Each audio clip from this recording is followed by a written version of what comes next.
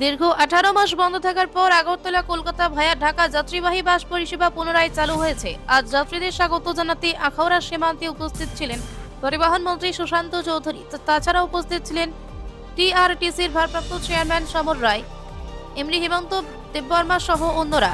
প্রসঙ্গত 2001 সালে শুরু হয়েছিল আগরতলা কলকাতা ভায়া ঢাকা মৈত্রী এবং শ্যামলী বাস পরিষেবা। পরবর্তীতে বাংলাদেশের অস্থিরতার কারণে 2024 সালের সেপ্টেম্বর মাস থেকে বন্ধ ছিল এই পরিষেবা। বাংলাদেশে অস্থির পরিস্থিতির কারণে যাত্রীদের নিরাপত্তার স্বার্থে এবং পরিষেবাটি বন্ধ রাখা হয়েছিল।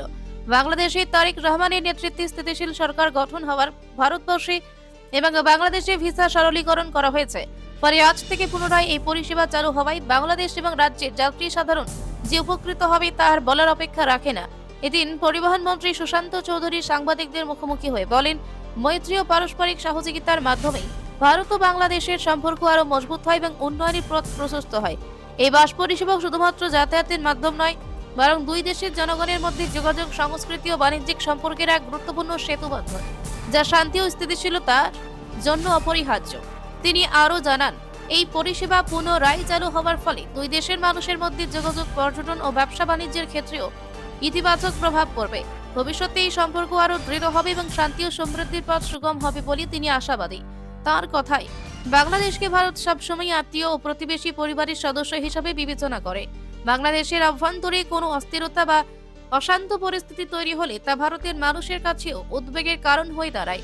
অতীতে দুই দেশের সম্পর্কে কিছুটা শিথিলতা দেখা দিয়েছিল, তবে বাংলাদেশে নতুন সরকার গঠনের পর পারস্পরিক আলোচনার মাধ্যমে সেই পরিস্থিতির পরিবর্তন হয়েছে এবং ভারত বাংলাদেশ সম্পর্ক আবারও ইতিবাচক ধারায় ফিরেছে। দুই দেশের ঐতিহাসিক, সাংস্কৃতিক ও অর্থনৈতিক বন্ধনকে আরো সুদৃঢ় করতে উভয় পক্ষই আগ্রহী বলে তিনি জানান। তার মতে, যেমনভাবেই বাস গন্তব্যে পৌঁছবে, তেমনি দুই দেশেও পারস্পরিক আস্থা ও সহযোগিতার মাধ্যমে উন্নয়নের লক্ষ্যে এগিয়ে যাবে। আজকে আমাদের প্রত্যেকের কাছে খুবই আনন্দের দিন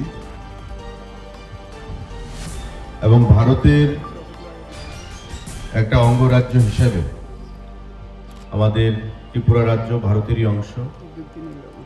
যারা আমরা ত্রিপুরায় বসবাস করি, আমাদের সকলের কাছে একটা আলাদাভাবে প্রাপ্তি যে বাংলাদেশ এবং ত্রিপুরার মধ্যে, ভারতবর্ষের মধ্যে বহু প্রতীক্ষিত যে বাস সার্ভিস, যা আজ থেকে প্রায় 1-1.5 বছর আগেও চালু ছিল, মাঝখানে বিভিন্ন সমস্যার কারণে বন্ধ হয়ে যায় এবং পুনরায় বাংলাদেশে নতুন সরকার গঠিত হওয়ার পর থেকে আজকে এই বাস সার্ভিস পরিষেবা প্যাসেঞ্জার নিয়ে, যাত্রীদেরকে নিয়ে আমাদের ত্রিপুরার সীমানা দিয়ে, ত্রিপুরার সীমানায় সেটা প্রবেশ করেছে। আমরা সবাই এখানে একত্রিত হয়েছি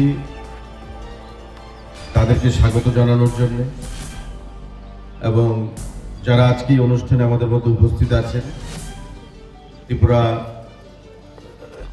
সড়ক পরিবহন নিগমের যিনি ইনচার্জ চেয়ারপারসন রয়েছেন সমর রায় মহোদয়,